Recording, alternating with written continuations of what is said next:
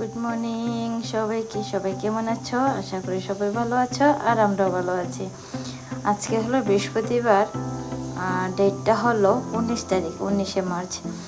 সকাল সকাল স্নান টান করে আজ এই বৃহস্পতিবারের পুজোটা শুরু করে নে। তাহলে চলো একে একে পুজো দেওয়া, বাসন দেওয়া, প্রথমে ঠাকুরের বাসনগুলি ধুয়ে নিলাম, ঠাকুরের ফুল উঠিয়ে নিলাম। এখন চলো পুজোটা শুরু করি। আমি যখন পুজো দিতে আসি, সেই আমার মেয়ে এই মহাদেবকে স্নান করাতে চলেই আসবে। ওকে ছাড়া মহাদেবের স্নান অসম্পূর্ণ হয়ে থাকে।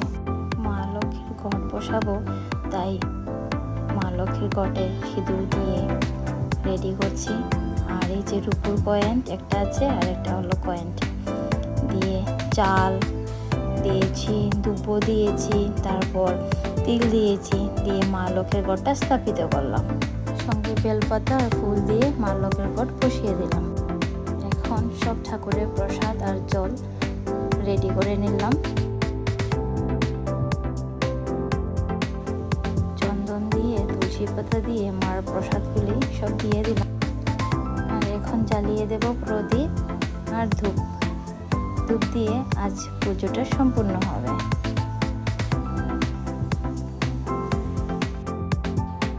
এখন আমি আরতি করে নিচ্ছি। আরতি নেওয়ার পরে প্রণাম করে আজ পুজো সম্পূর্ণ হবে। আর এইখানে আমি সিঁদুর দিয়ে, ক্রিম দিয়ে রেডি ব্রেকফাস্ট করার জন্য। আজকের জন্য টাটা, বাই বাই।